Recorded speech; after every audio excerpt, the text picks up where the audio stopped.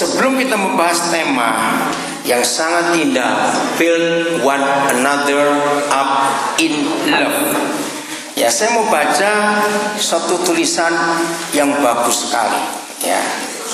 Judulnya Rame-Rame. Oke. Kalian tahu kenapa hujan itu menyenangkan? Ayo, siapa bisa jawab? Kenapa hujan itu menyenangkan? Karena turunnya rame-rame. Pasti garing kalau hujan itu turunnya satu tetes. Betul nggak saudara? Terus ini bagus sekali ya. Kalian tahu kenapa nasi itu lezat dan menyenangkan? Karena dihidangkan rame-rame. Pasti bengong kalau hanya makan satu butir nasi saja di atas piring. Terus mau makan apa itu? Kalian tahu kenapa gigi itu berguna? Ayo. Karena rame-rame berbaris rapi. Pasti ompong nyebutnya kalau cuma satu giginya. Tidak bisa dibuat mengunyah, cuma bisa dibuat senyum, tapi nggak lucu untuk tertawa. Sungguh di dunia ini sesuatu yang positif selalu spesial saat rame-rame dilakukan. Ya, bekerja rame-rame, saling tolong menolong akan lebih cepat selesai. Setuju nggak saudara? Kalian tahu kenapa ya keypad atau keyboardnya laptop atau HP harus lengkap? Karena hilang satu tut saja bisa nggak dibuat cari program komputer, buat SMS di handphone kita, bisa nggak hilang satu aja? Nggak bisa. Begitulah persaudaraan yang baik, hilang satu terasa kosong, rame-rame selalu menyenangkan. Nah, saya nggak tahu yang nulis ini siapa, saya dikirimi orang. Tapi setuju nggak dengan kata rame-rame tadi? Nah, menurut Yakobus pasal yang keempat, ya, ayat 7, coba saudara lihat. Kebencian Tuhan itu bukan pada orang berdosa, tapi pada orang sombong. Ayat 6 kalau gitu ya, 6. Siapa yang Tuhan paling tentang? Ayo bahasa Inggrisnya coba. Siapa orang yang Tuhan paling tentang? Orang congkak. Apa kata lain orang congkak?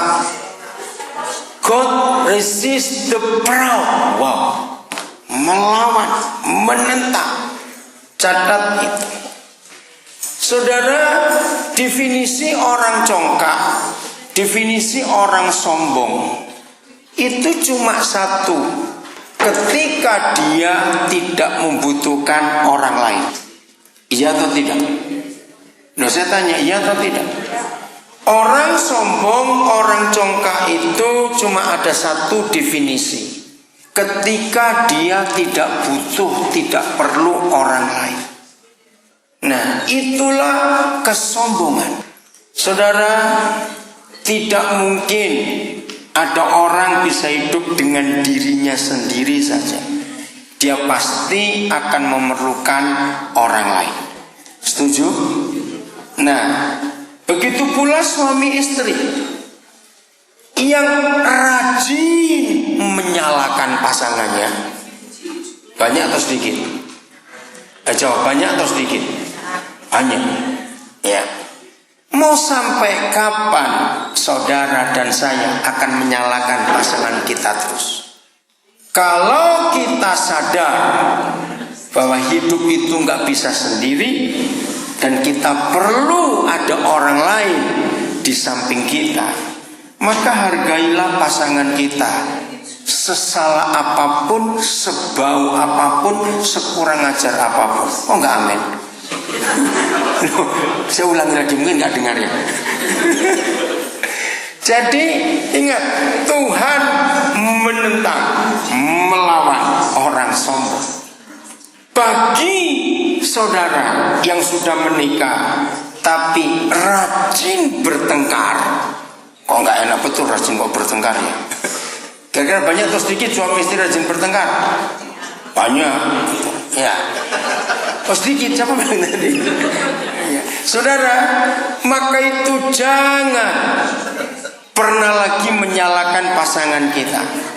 Kenapa? Karena kita memerlukan dia dalam hidup ini.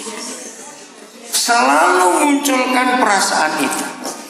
Maka itu bagaimanapun salahnya pasangan kita, sebau apapun dia, aminkan dulu ini. Amin. Ya toh, sekurang ajar apapun pasangan kita, terimalah karena kita memerlukan dia dalam hidup ini. Amin. Kalau kita bisa menerima seperti itu, hidup ini pasti penuh dengan sejahtera. Sama sekurang ajar apa, sebau apa, seapa lagi cari sendiri dah. Ya, kita suatu saat tetap akan memerlukan dia. Itu sebabnya suami istri yang rajin bertengkar, belajar konsep Tuhan Yesus ini. Ingat, satu-satunya Tuhan dan satu-satunya pribadi di seluruh universe ini hanya Bapa kita di surga yang berkata, aku benci perceraian. Yang belum tahu ayatnya, Maleakhi 2 ayat 16. Yang Maleakhi 2 ayat 16 boleh ditunjukkan di PowerPoint. Lihat ayatnya. Maleakhi 2:16. Sebab aku membenci apa? Perceraian. Firman Yahweh Tuhan. Bahasa Inggrisnya. Coba lihat. Nggak main-main, benci saudara. If he hates and divorces. Ada terjemahan yang lain nggak? Supaya lebih enak ya bahasa Inggrisnya di PowerPoint. Ya ini dia. For the Lord, the God of Israel said that he hate putting away. Ini terjemahan King James. Dia nggak suka, catat ini, benci. Ngeri sekali. Kenapa? Nah, begini suami istri supaya kita sadar. Sebelum kita menuntut pasangan kita untuk tidak bersalah, seharusnya kita harus menuntut diri kita sendiri lebih dulu untuk tidak boleh salah. Itu namanya fair nggak kalau begitu? Lalu saya tanya, fair atau tidak? Lagi sekali, catat ini. Saudara dan saya tidak boleh menuntut dan memaksa pasangan kita untuk tidak bersalah sebelum kita bisa menuntut diri kita untuk tidak bersalah. Maka saya tanya balik, beranikah seorang pun di antara kita yang berani menuntut dirinya nggak bisa salah? Lah jawab, ada yang berani? Nggak mungkin ada. Maka itu untuk kita bisa saling membangun satu dengan yang lain di dalam kasih, hentikan menuntut orang lain. Saya ulangi lagi, untuk bisa membangun sesama kita di dalam kasih, maka konsep ini harus kita pakai. Jangan menuntut orang lain. Kok nggak ada yang ngamen sih dari tadi? Ini kekenyangan atau masih lapar? Kenapa? Ada yang lapar? Terlalu betul. Siomanya ciing sampai habis belum masih lapar. Oke, dengarkan ini baik-baik. Ada tidak seorang pun di antara kita itu berani menuntut dirinya untuk tidak pernah salah dan tidak bisa salah? Ada nggak manusia berani menuntut dirinya sendiri? Nggak ada. Saya ulangi lagi, saudara. Inilah syarat yang pertama, ya, untuk tema retreat kita itu bisa tercapai, yaitu membangun satu dengan yang lain di dalam kasih. Kalau kita tidak menuntut apa-apa kepada orang yang ada di samping kita atau di sekitar kita. Coba renungkan dulu. Kira-kira kalau hidup ini gak ada tuntutan apa-apa, menyenangkan gak hidup ini? Catat ya saudara. Saudara ngerti kata aku fed up gitu ya? Oh, itu bukan cuma capek loh saudara. Orang yang merasa lelah, sudah gak bisa apa-apa lagi, catat, orang itu terlalu banyak menuntut pada orang-orang yang ada di sekitarnya. Saya mau beritahu kepada saudara, salah satu penyebab anak-anak kita capek di rumah dan berontak kepada kita, ketika kita orang tua terlalu banyak tuntutan pada mereka. Kira-kira ya atau tidak? Orang yang suka menuntut orang lain, maka dirinya dan orang yang ada di sekitarnya sama-sama hancur. Betul? Loh, iya atau tidak? Coba renungkan itu. Maka itu yang seringkali rasa burn out. Pernah tahu kata itu ya? Betul-betul apa ya, habis rasanya tenaga ini, habis mengada di dalam diri kita. Renungkan, ternyata penyebabnya terlalu banyak tuntutan pada orang yang ada di sekitar kita. Orang yang suka menuntut orang lain, sebetulnya ada dua di pikirannya. Satu, aku ingin semua kamu yang di sekitarku tuh ngerti aku. Kira-kira gitu atau tidak? Kenapa kamu gak mau ngerti aku? Nah, dia capek, yang dituntut juga capek. Lalu pikiran yang kedua munculnya begini. Udah, kalau gitu aku mau hidup sendiri saja, gak usah ada siapa-siapa. Coba hari ketiga pasti sudah rasa sepi sekali. Kok gak ada orang di mana ini? Iya atau tidak? Sepi. Karena apa? Kita gak bisa sendiri. Siapa pernah lihat satu film pendek di YouTube waktu hari pemakaman?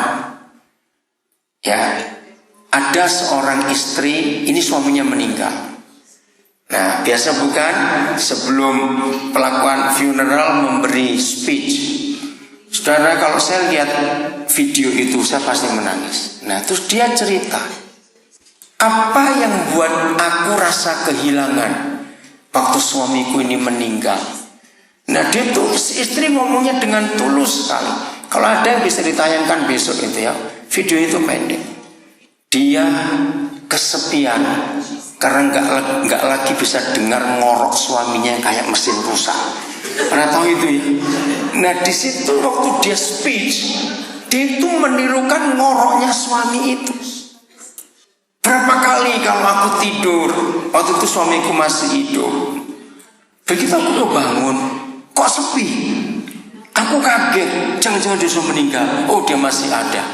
Nah, begitu suaminya meninggal betul, saudara, orang tertawa tapi sambil menangis ketika si istri itu menceritakan betapa dia kehilangan suara ngorok yang sudah sekian tahun ini tiap malam dia dengar. Itu luar, ada yang pernah lihat gak itu?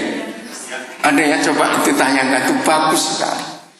Nah, jadi saudara, sesalah-salahnya pasangan kita dan sesalah-salahnya orang yang ada di sekitar kita selalu munculkan perasaan aku butuh kamu. Bisa berkata amin? Aku butuh kamu. Maka itu saya ulangi lagi, orang sombong bukan karena A, bukan karena B, bukan karena C, cuma satu. Apa tadi? Ayo, apa itu dia orang sombong? Ayo, masa lupa belum satu jamaah? Apa itu orang sombong tadi? Merasa tidak butuh orang lain. Nggak bisa. Ketika Tuhan Yesus hidup di dunia ini, ya, ini pertanyaan penting buat saudara. Dia punya murid berapa? 12. Sebetulnya 12 itu sedikit atau banyak sih? Ayo 12 itu dikit atau banyak? Dikit. Tapi kalau saudara jadi Tuhan Yesus, itu bisa darah tinggi itu. Betul nggak? Kenapa? Ayo, kenapa? Kalau Tuhan Yesus kayak kita menghadapi 12 orang itu, wah, nggak jantung aja sudah untung itu. Yesus Tuhan nggak stroke aja sudah untung itu. Kenapa kira-kira? Karena 12 orang ini bukan cuma karakternya lain-lain, cara hidupnya beda.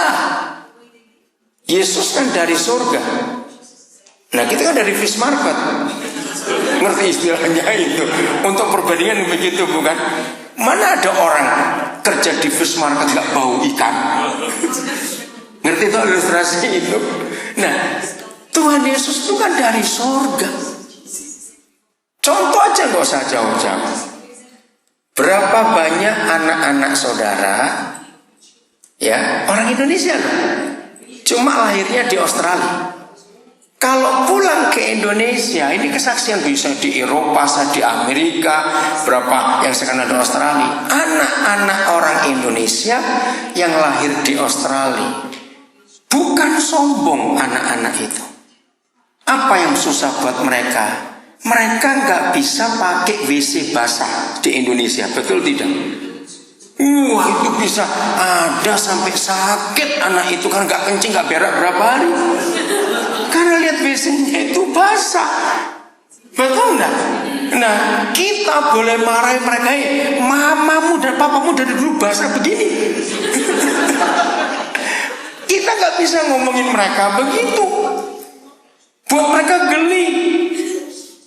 Bayangkan, itu masih sama-sama orang Indonesia dan masih sama-sama di dunia. Cuma beda tempat aja, satu Indonesia, satu Australia. Itu sudah beda.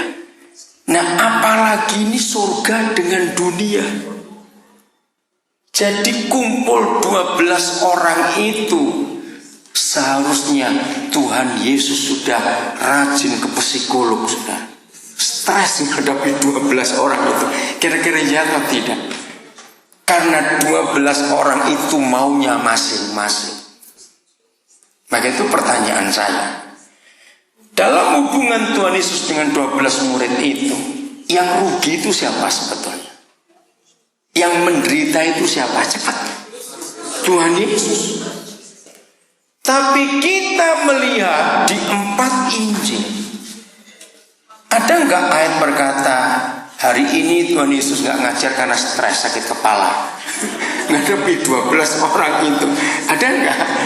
Seharusnya harus ada ayat seperti itu. Petrus maunya sendiri, Thomas maunya sendiri, Yakobus maunya sendiri, Yohanes maunya sendiri, nanti Markus, masing-masing maunya sendiri. Tapi lihat cara Tuhan Yesus nangani mereka. Karena apa? Satu tadi, Yesus pun nggak bisa menyelesaikan pekerjaan Bapaknya sendiri di dunia. Katakan amin. Kalau seorang Yesus yang adalah Tuhan, catat ya, memerlukan manusia. Masa kita nggak butuh yang lain dalam hidup ini? Sombong betul kita. Milikilah konsep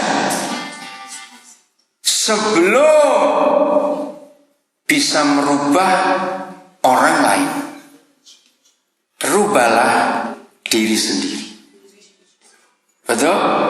Kalau kita hidup dalam konsep ini, wow saudara, konsep ini akan sungguh-sungguh menjadikan berkat yang besar di hidup kita.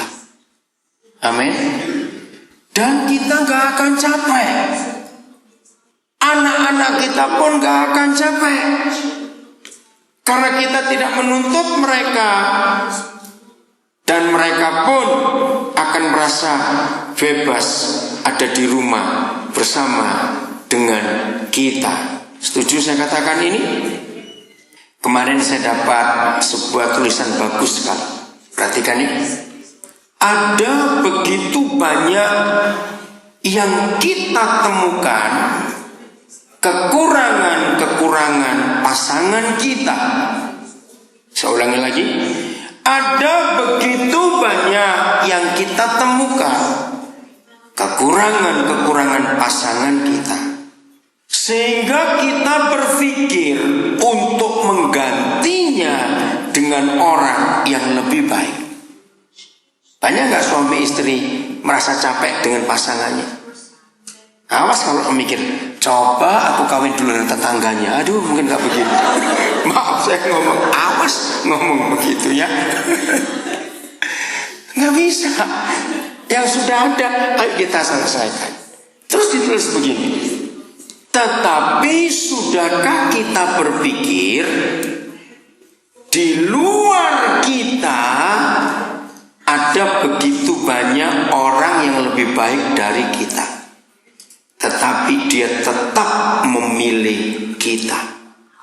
Belajarlah memperbaiki, bukan mengganti pasangan. Amin. Saya nggak tahu lagi siapa yang nulis. Kalau kita mikir jeleknya pasangan kita, lalu kita mau cari ganti, ternyata yang di luar sana juga mikirnya sama. Betul? Maka itu percuma untuk kita ganti pasangan. Lebih baik kita perbaiki hubungan ini. Nah, itulah kasih. Setuju ya? Ayo, siapa yang dikit-dikit gergetan aku dengan kamu, jengkel apa, awas bilang gitu. Mulailah gergetan dengan diri sendiri. Ayo, saya beri pertanyaan ini. Lebih gampang gergetan pada orang lain atau lebih gampang gergetan buat diri sendiri? Enggak, orang lain. Oh, si Susan salah, si Susan. Si Susan ini.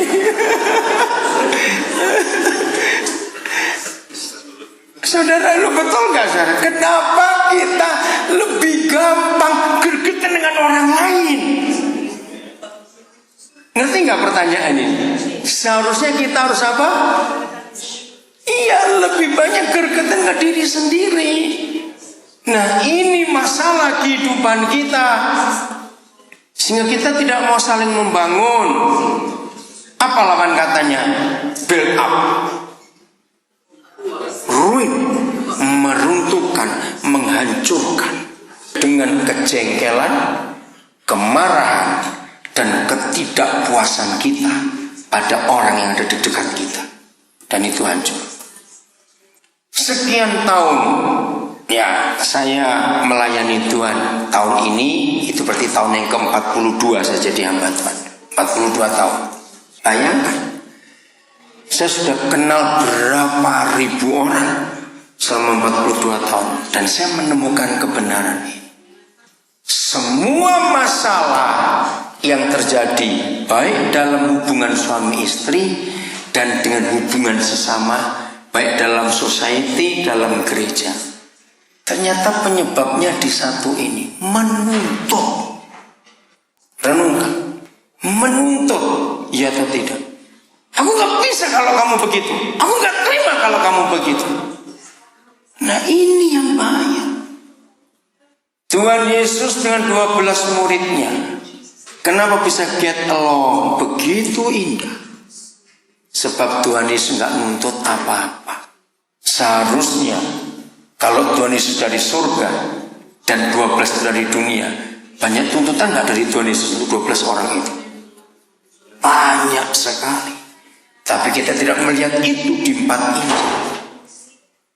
Maka itu kalau dalam hidup kita, baik dengan suami istri, dengan anak-anak, dengan saudara, dengan tetangga, dan dengan semua orang yang ada di sekitar kita, tanpa tuntutan, maka hidup itu luar biasa.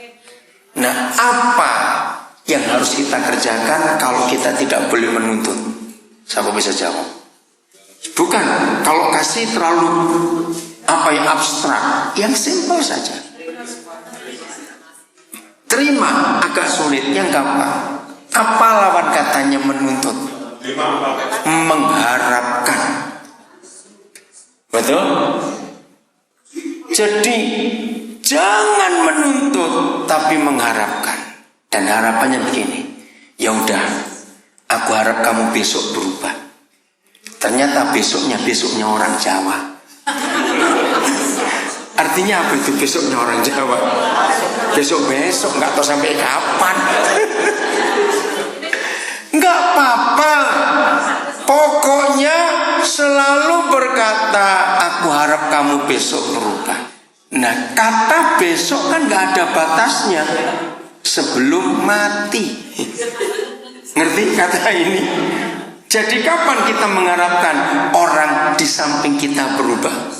Nah, ya sudah, itu saja sudah. Maka hidup akan enteng, akan bahagia, nggak stres. Amin. Sungguh penyakit akan menjauh, saudara.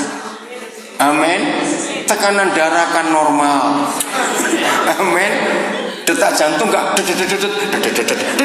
ya rontok lama-lama kalau mesin kayak begitu.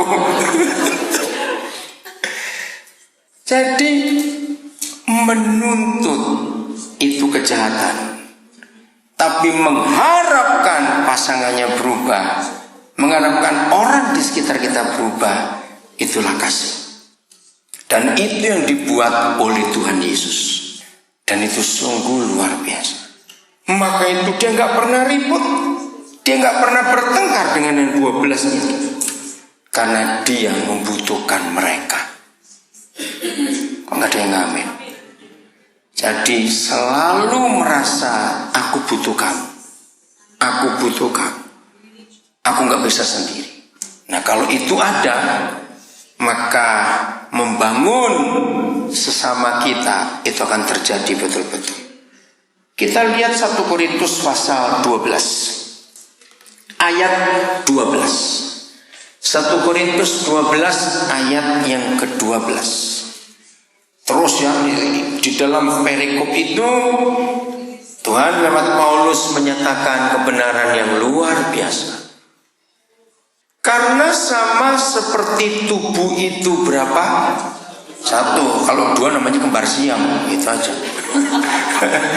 Ya nih pelan-pelan tertawanya. Iya toh. Kalau 2 kan kembar siam nanti. Apa kembar siam bahasa Inggrisnya? Oh siamis. Oke. Karena sama seperti tubuh itu 1, tapi apanya yang banyak? Anggota-anggotanya banyak. Dan segala anggota itu sekalipun banyak merupakan satu tubuh. Demikian pula Kristus. Kemarin siang di Hersfield ya, Rudi dan saya diajak oleh Pastor Petrus Haryono untuk lunch. Nah sambil makan itu kami diskusi tentang tema retreat kita. Menarik sekali. Nah, kita belajar. Saudara, lihat tubuh kita sendiri. Sebelum kita bisa berkata membangun satu dengan yang lain, mari kita lihat tubuh kita sendiri. Dari ujung kepala kita sampai telapak kaki kita. Ini ada berapa juta loh, saudara, bukan cuma ratus ribu. Yang namanya sel saja ada berapa banyak, berapa juta bagian-bagian tubuh kita. Hebat, Papa menciptakan kita itu hebat sekali.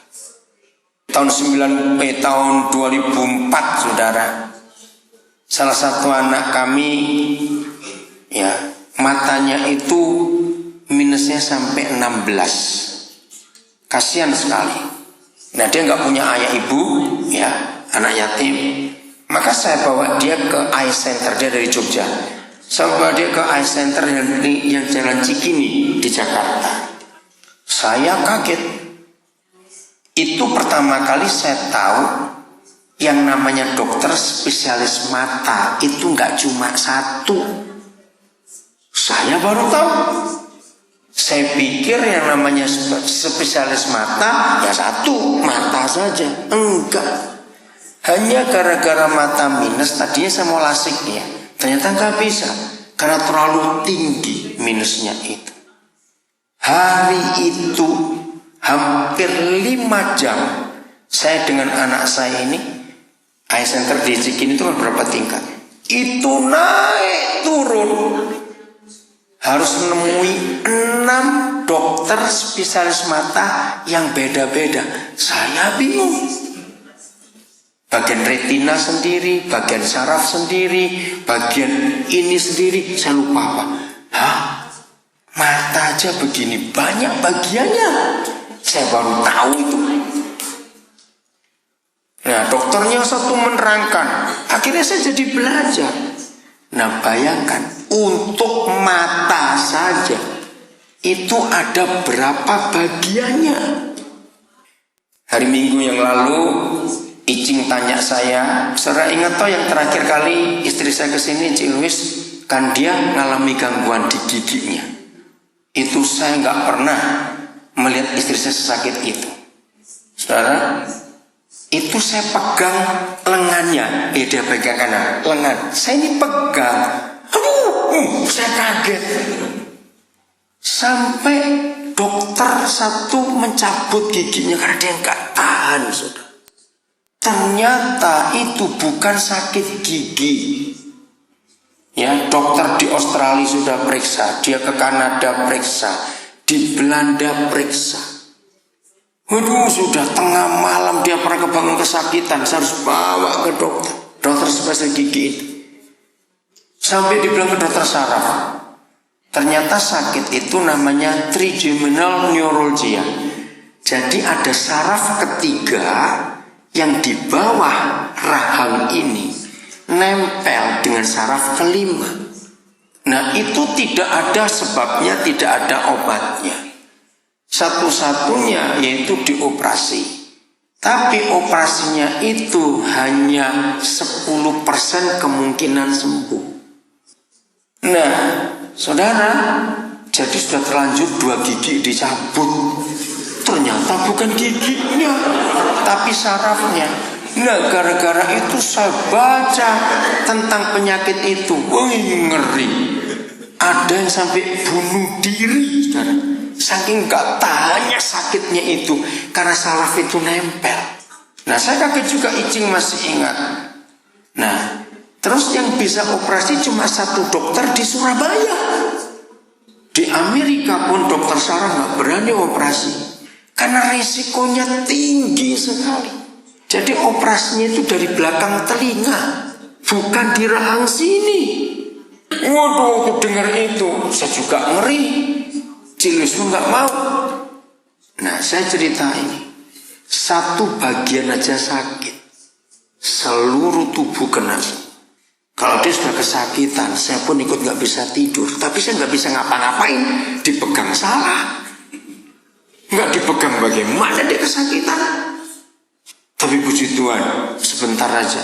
Ya sebentar itu sekian bulan waktu itu. Dia gak bisa makan, maaf ya. Mandi aja kena air dia sudah takut, saudara, karena kesakitan.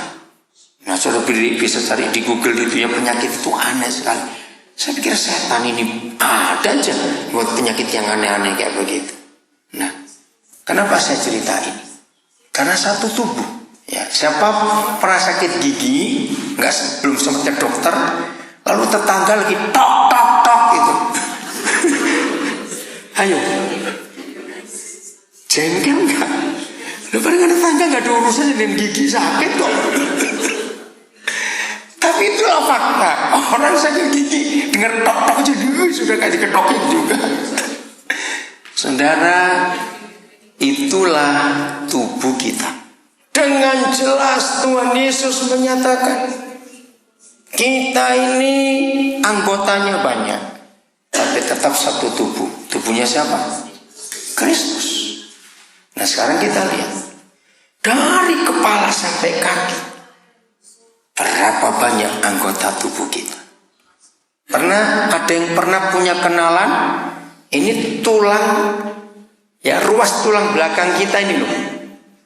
Berapa sih jumlahnya saya lupa. Ada yang tahu nggak? 30 berapa? 36.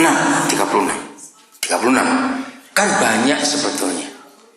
Tapi satu aja terganggu, Jangan bilang, masih punya 35 kok.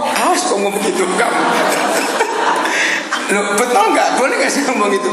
Kan logikanya, kan punya 36. Sakit satu kan nggak apa-apa, masih ada 35. Bisa nggak ngomong kayak begitu? Jawab, bisa tidak? Nggak bisa. Saling memerlukan. Nah, seperti itu sesama kita.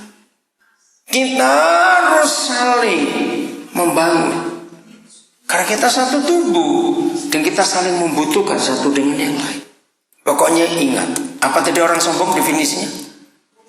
Apa itu orang sombong? Tidak butuh orang lain. Awas itu. Dan itu yang ditentang oleh Tuhan, dilawan betul. Nah, sekarang bayangkan, kalau saya sebutkan 3 hal ini dalam anggota tubuh kita. Ya, 1. Semua anggota tubuh kita, dari rambut di kepala, tulang kepala, otak, mata, terus sampai ke kaki, itu bentuknya beda-beda atau sama? Jari aja beda, gigi saja beda. Betul? Nomor 2, tempatnya beda-beda atau sama semua? Beda, ada yang di kepala, di pinggir, di atas, di bawah, beda. Nomor 3, fungsinya sama atau beda? Beda. Tangan kanan dan tangan kiri saja beda, padahal sama-sama tangan. Nah, sekarang bayangkan, bentuk beda, tempat beda, fungsi beda. Seharusnya mereka ini berantem atau tidak? Seharusnya berantem, karena beda semua. Coba bayangkan kalau kepala iri hati dengan kaki. Waktu kita beli sepatu, kepala bilang, aku juga belikan sepatu. Lu kepala pakai sepatu itu bagaimana? Ngerti gak ilustrasi itu, saudara? Kenapa kepala gak pernah iri hati dengan kaki? Siapa bisa jawab? Siapa bisa jawab? Fungsinya beda dan tempatnya beda. Lucu gak kalau kepala pakai sepatu? Namanya apa?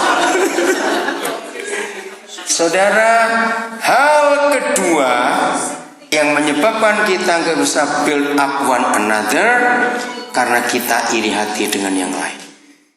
Betul? Siapa pernah tahu harga jam tangan merek Rolex yang asli, bukan buatan Bekasi? Berapa kira-kira yang terbaru? Ayo, siapa yang tahu? Ayo. 5.000 masih terlalu murah. Betul nggak? Berapa? 50.000 dolar Australia.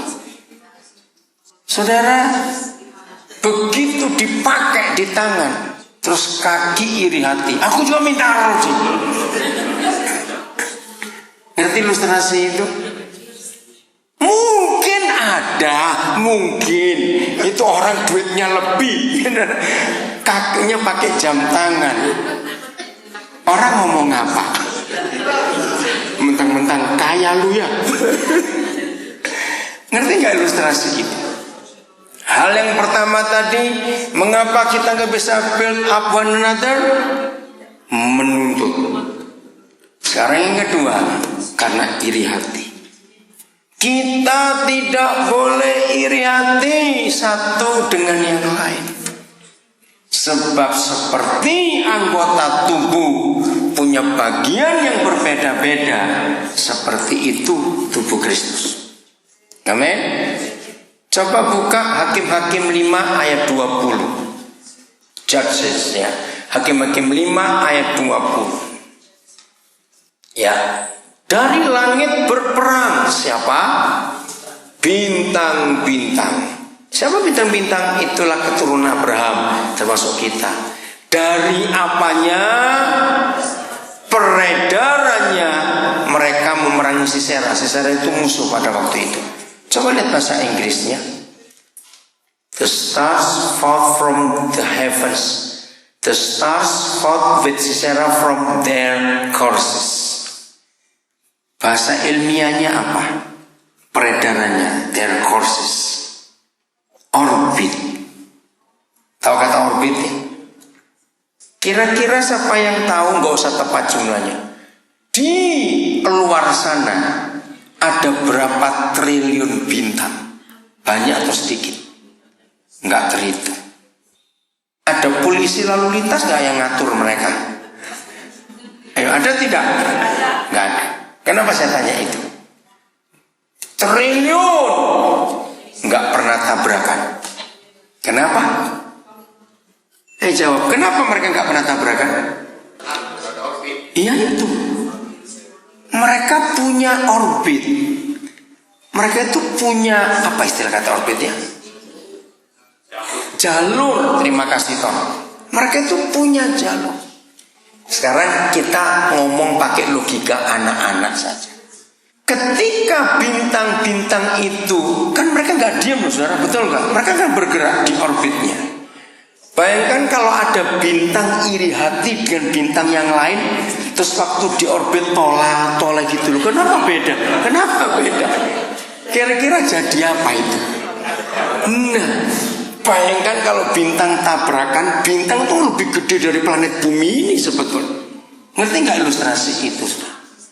Apa yang terjadi kalau ada bintang iri hati dengan bintang yang lain? Terjadi apa? Tabrakan.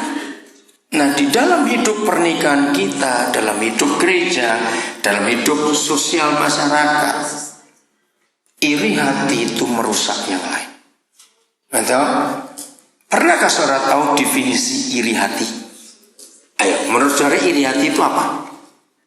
Apa? Culas. Bukan definisi Pak. Oh, culas. Betul, tapi bukan itu definisinya. Culas. Apa itu iri hati? Mengingini sesuatu, bukan. Ini saya menemukan iri hati itu sebetulnya orang itu jahat, orang itu bodoh. Dia tidak bisa mencapai yang orang lain capai, terus dia marah-marah. Loh, betul nggak? Kan bodoh. Kamu nggak bisa ngeliat orang lain bisa terus kamu marah-marah. Lucu nggak ini orang? Nah, goblok, bukan lucu. Enak aja. Maaf. Ya, maka itu jangan iri hati. Coba bilang gini, dia itu berangkatnya dari Indonesia bareng-bareng aku loh. Ngerti cerita itu? Kenapa sekarang bisa lebih kaya dari aku? Ada nggak? Pernah nggak ketemu orang seperti itu? Sering. Habis kamu main judi terus, goblok mus itu. Dia kan berhasil karena dia takut Tuhan. Nah, sudah gitu aja jawabannya. Banyak orang iri hati itu merusak yang lain. Jaga baik-baik. Ini ada ilustrasi saja. Suatu kali ada seorang suami yang capek dengan istrinya karena iri hati terus dengan tetangga. Pokoknya kalau tetangga baru beli sesuatu, begitu suaminya pulang kerja minta besok belikan kayak tetangga itu. Sampai suaminya takut pulang. Karena selalu minta harus begini. Itu tuh adekku bisa beli ini. Kenapa kamu nggak bisa? Terus begitu, terus. Jadi kalau dia pulang tunggu istrinya tidur, nyenyak baru dia pulang. Terus pagi-pagi istri belum bangun dia pergi duluan. Takut nanti dimintain. Nah, suatu hari kaget istrinya. Suaminya pulang sore. Terus siul-siul nyanyi-nyanyi. Tumben kamu pulang jam segini. Terus senang-senang. Ada apa Pak? Dapat apa tadi di kantor? Dia enak saja. Tetangga punya istri muda.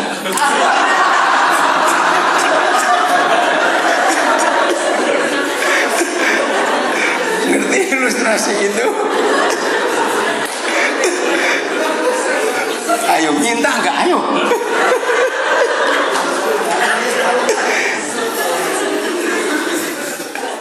Maka itu orang iri hati itu jahat. Dia nggak bisa mencapai, dia marah pada orang yang bisa. Dan itu merusak betul.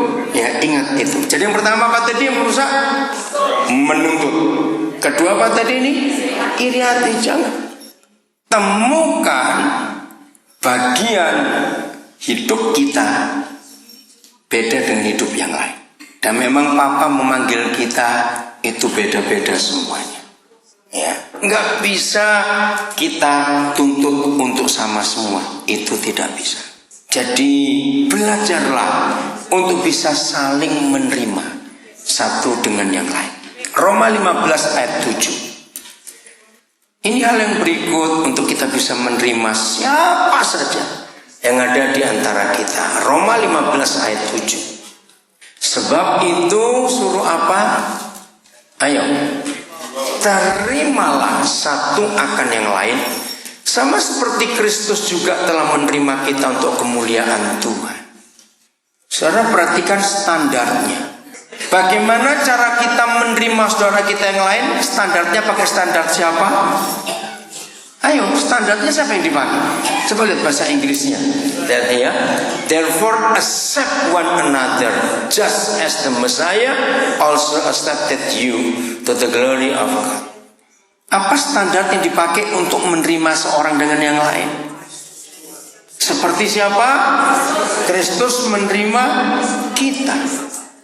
Catat ini hal yang ketiga untuk bisa build up one another. Yang ketiga harus bisa menerima semua orang dengan standar Tuhan Yesus menerima diri kita. Saya mau buktikan.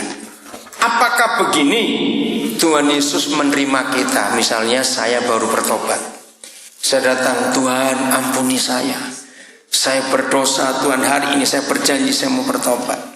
Mungkin gak Yesus berkata gini, baik Daniel, aku terima kamu, tapi percobaan 3 bulan dulu. Begitu atau tidak cara dia menerima kita? Loh ya atau tidak? Enggak pakai percobaan. Dia menerima kita apa adanya. Walaupun kita ini bau. Enggak mungkin Yesus bilang, ya udah aku terima kamu tapi mandi dulu lo ya. Sambil tutup hidung itu. Begitu enggak? Jawabnya atau tidak?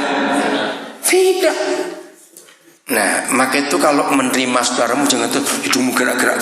Bawa apa ya? Bawa apa awas begitu ya. Amin. Menerima seorang dengan yang lain dengan ukuran Kristus. Tanpa kita melihat background, secara warna kulitnya, kesukuannya, status sosialnya, pendidikannya, tidak. Terimalah semua orang seperti Kristus. Suatu kali saudara saya pernah bertamu ke rumah orang, dan itu ada suatu kisah yang luar biasa. Keluarga ini baru punya baby, ya umurnya hampir setahun, antara 10 bulan kurang lebih. Nah kebetulan babynya ini kuat, cewek padahal. Ya, lagi kami omong-omong. Terus si mama ya itu beri kode ke suaminya. Ya kami juga gak enak pikir apa. Terus suaminya nerangkan, maaf, ini kok anak ini aneh. Kalau lihat jamnya harusnya bangun, tapi kenapa kok gak ada suara. Nah maka masuklah si mama ke tempat tidurnya baby itu. Wah dia teriak, lu kami kaget juga. Babysitternya ikut masuk. Maaf ya, ini ceritanya jorok. Saudara, rupanya baby ini memang kuat. Maaf ya, dia sudah merah. Rupanya nggak tahan, dia bisa buka pampersnya sendiri. Namanya anak yang kuat. Maaf lagi sekali. Dia gitu, dia mainkan semua kotorannya di mukanya, tempat tidurnya. Namanya anak kecil. Maka itu saya bilang, dengerin dulu. Ini cerita yang luar biasa buat saya, saudara. Nah, penuh, aduh, sudah itu kotoran kemana-mana sudah. Saya juga mikir pasti kemakan juga kali ya, tangannya, terus 2 tangan sudah kotor semua. Nah, dengarkan, saya mau tanya kepada saudara, ilustrasi ini kenyataan. Saya lihat, apa bedanya mama dan babysitter waktu ngelihat bayi ini penuh kotoran? Dalam hal accept. Ngerti nggak pertanyaan ini, saudara? Bedanya di mana? Lo ngerti? Mungkin nggak ada mama kandung begitu begitu bayinya penuh itu. Terus diangkat lehernya kayak kucing bawa anaknya. Pada tahu itu ya. Terus dicolok-colok dalam bak mandi. Aduh, kamu kok kotor betul. Begitu enggak kalau mama bener? Coba jawab. Walaupun kotor, tetap anak. Pasti beda dengan babysitter yang mengambil bayi itu. Ini yang Bapak buat atas kita. Maaf kalau saya berkata sejujurnya. Dalam hal kita berlumuran dosa, siapa lebih menjijikkan, bayi itu atau kita di hadapan Bapa? Ayo jawab, siapa lebih menjijikkan? Jelas kita. Tapi waktu kita datang kepada Dia untuk minta ampun dan mengaku, apa yang Dia buat? Ingat kisah Lukas 15, anak yang hilang itu. Kan dikatakan anak ini sudah kotor. Bukan makan babi loh saudara. Kalau babi kan ada cukyoknya. Iya, ini makan makanan babi loh. Beda, bukan makan babinya. Oh salah itu. Ngerti? Makan makanan babinya aja tidak boleh. Lihat atau tidak kalau kita baca Lukas 15? Berarti siapa lebih berharga, babinya atau dia? Loh ya jawab, siapa lebih berharga? Babinya. Karena masih bisa makan makanannya. Tapi ini anak nggak bisa, hancur. Terus dia pulang. Alkitab menulis, maka papanya memeluk dan mencium dia. Ada kata itu enggak? Apa papanya bilang, mandi dulu kamu sana. Oke, papa terima kamu, tapi mandi. Begitu cara papa menerima? Tidak. Saudara, bayangkan kalau firman ini kita genapi di hidup kita. Terimalah siapapun. Tanpa lihat warna kulitnya, status sosial ekonomi pendidikannya, dan tidak mencium baunya juga. Enggak ada yang ngamen. Amin. Kira-kira dunia akan jadi apa kalau kita praktekkan kebenaran sederhana ini? Damai. Enggak ada pertengkaran, enggak ada. Siapa selama hidup belum pernah kegigit, bukan digigit, beda loh. Beda enggak? Apa bedanya kegigit dan digigit? Ayo bedanya apa? Bukan. Kalau kegigit, gigit sini gigit, kalau digigit orang lain yang gigit, itu loh. Oke, ada yang belum pernah kegigit pasti ompong, itu aja sudah. Loh betul nggak saudara? Tidak ada seorang pun manusia di dunia nggak pernah kegigit seumur hidup. Kalau saudara ketemu orang nggak pernah kegigit, berarti dia ompong. Gitu satu. Lu ya atau tidak? Oke. Waktu kegigit itu sakit atau tidak? Kenapa sakit? Padahal kan gigit sendiri kok bisa sakit? Loh ini rahasia. Saya dulu waktu masih kecil, saya tuh paling jengkel kalau makan kegigit itu. Itu berhari-hari lu sembuhnya, betul nggak? Sakit pedis, seringkali jadi sariawan malah. Sampai suatu kali saya ke dokter gigi. Nah dokter itu bilang, hebat, gigitan kita itu kalau diukur pakai berat itu 60 kilo saudara. Makanya kalau orang yang tidur suka makan dia gitu. Kenapa waktu bangun kok gak bisa bunyi? Kalau tidur bisa bunyi. Ayo waktu bangun nggak bunyi loh saudara. Karena waktu tidur itu 60 kilo kaknya itu. Makanya bisa melukai mulut kita sendiri. 60 kilo bisa bayangkan.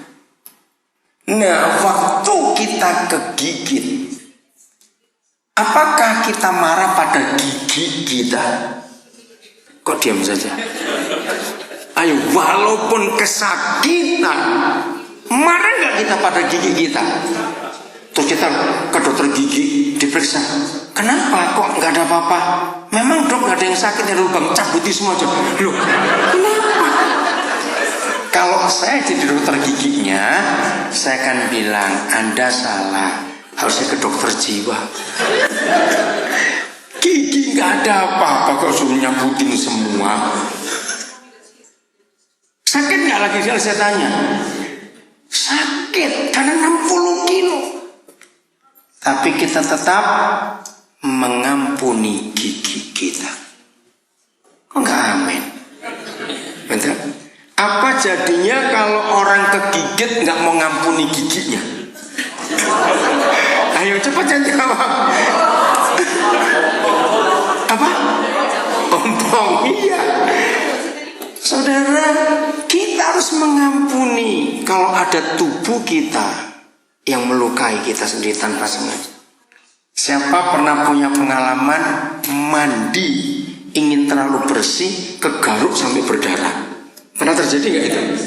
Lu pernah tidak? Ya sudah.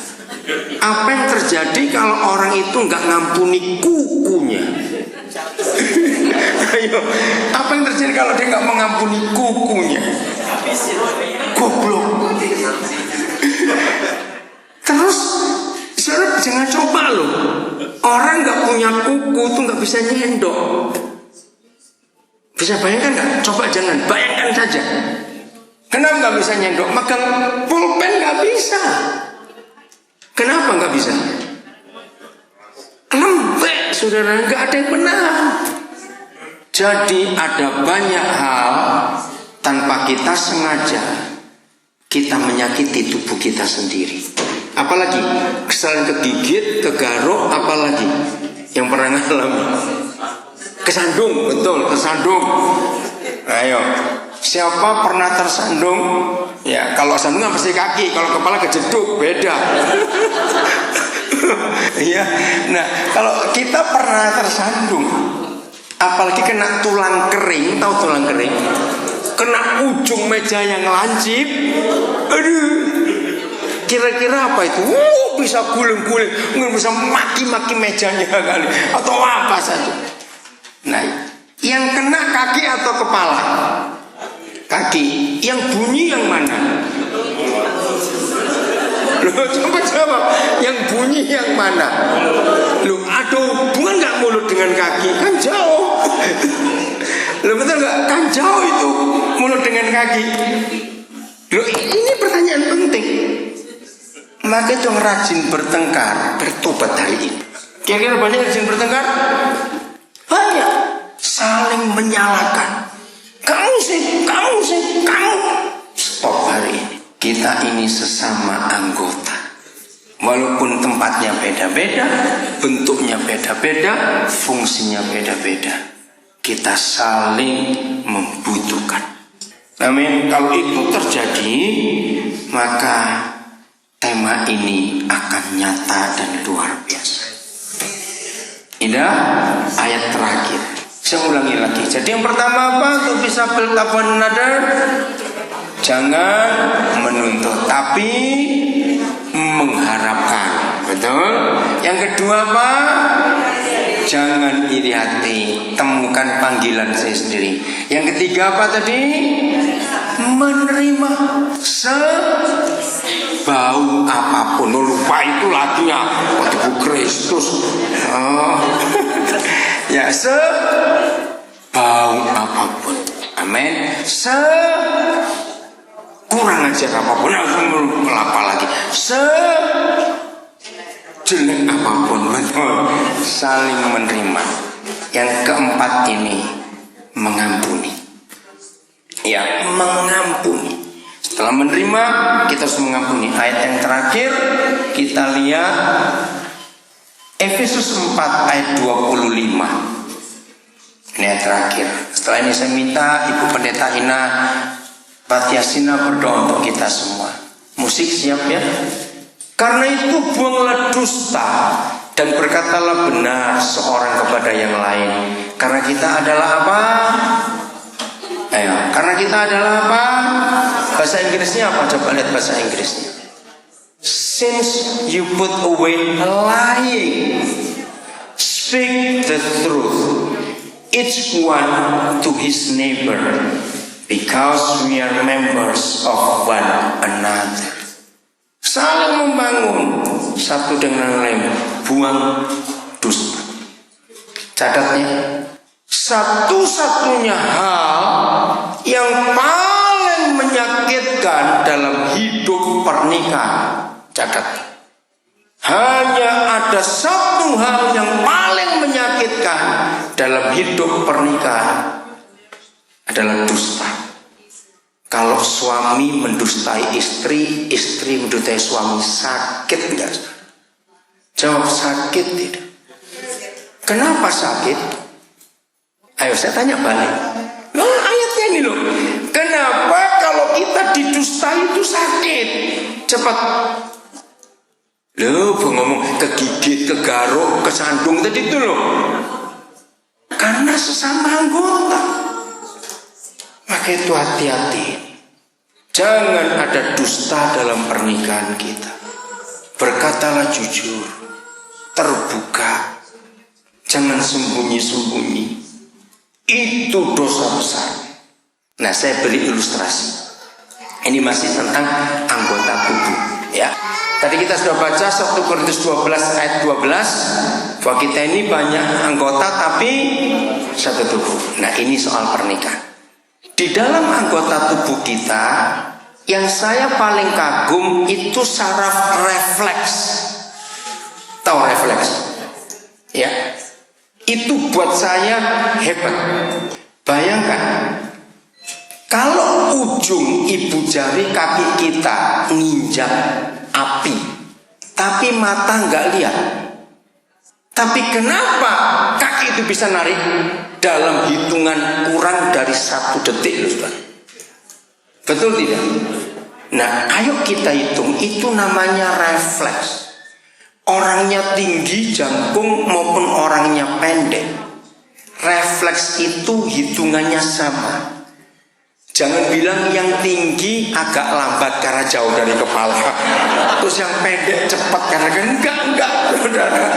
Papa kita itu luar biasa. Lu serius kok tertawa dibilangin, wah. Itu yang saya kagum. Nah, sekarang bayangkan, ya. Yang rasa mana? Yang kena api yang mana? Ujung kaki. Jarak ke kepala ini berapa senti? Ya. Rata-rata di sini kan nggak ada yang semampai toh. Atau kata semampai, semeter nggak sampai gitu loh. Kan nggak ada toh. Oke, mau coba ngomong. Nah, ngomong saja, ayo berapa? 100 berapa? 60-an ya? Oke, normal. Itu kan 2 kali. Loh, iya atau tidak? Begitu ujung kaki panas, tek, naik, ini ngolah, ada apa? Api, tarik, tek, turun lagi. Loh enggak, itu kan 162 kali namanya itu. Bayangkan kalau ada yang bohong. Dari ujung kaki, ujung kuku, ujung jari kaki yang kena panas, itu melewati berapa anggota tubuh? Banyak toh, hitung aja cepat-cepat.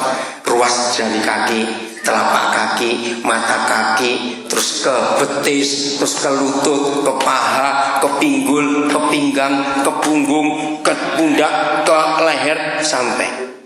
Ini kan melewati berapa bagian anggota tubuh. Nah, kalau ada yang bohong, misalnya begitu sampai di lutut, ada apa kamu lewat? Api, enggak ada api kok. Terus dia balik enggak? Perintahnya, loh ini ilustrasi, makanya itu ini enggak ada di sekolah teologi, adanya di logika anak-anak ini, saudara, percayalah. Nah, waktu sampai lutut di stop, ada apa kamu kesini? Ada api? Enggak ada. Saudara tahu enggak akan jadi sate jempol? Tahu enggak itu? Lo ngerti ilustrasi ini? Nah, ini kerjasama. Itu ada yang lebih lumayan. Kalau ini saraf Jawa. Tahu saraf Jawa? Halus, pelan, dari panas di jempol, naiknya satu, terus begitu sampai kepala, ada apa? Ada api. Oh iya, di mana? Oh, di jempol kaki. Terus ngapain? goblok gitu loh.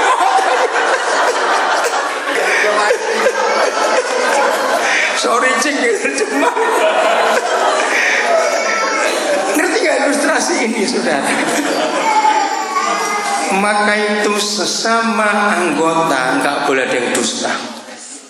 Amin. Harus berkata ya, iya, tidak, tidak. Maka kita akan membangun satu dengan yang lain. Amin. Suami istri yang sudah pernah mendustai, ampuni dan jangan diingat-ingat lagi. Masih ingat yang hari Minggu datang? Becak. Awas ya, suami istri nggak boleh punya password. Awas. Ingat yang dulu, nggak bisa. Kalau kita sudah mengampuni, berarti kita selesai. Amin. Indah bukan? Ulang. Yang pertama apa? Orang sombong itu apa? Tidak butuh orang lain. Bisa nggak? Ingat rame-rame tadi. Oke. Jadi yang pertama tidak boleh menuntut. Apa yang dibuat kalau nggak menuntut? Mengharapkan. Sampai kapan? Pintar semuanya. Yang kedua harus apa? Apa tadi? Iya, iri hati. Awas. Nggak boleh tolak-tolak lihat yang lain. Nomor 3, saling menerima. Keempat, mengampuni. Nggak boleh ada dusta. Tuhan memberkati kita semuanya.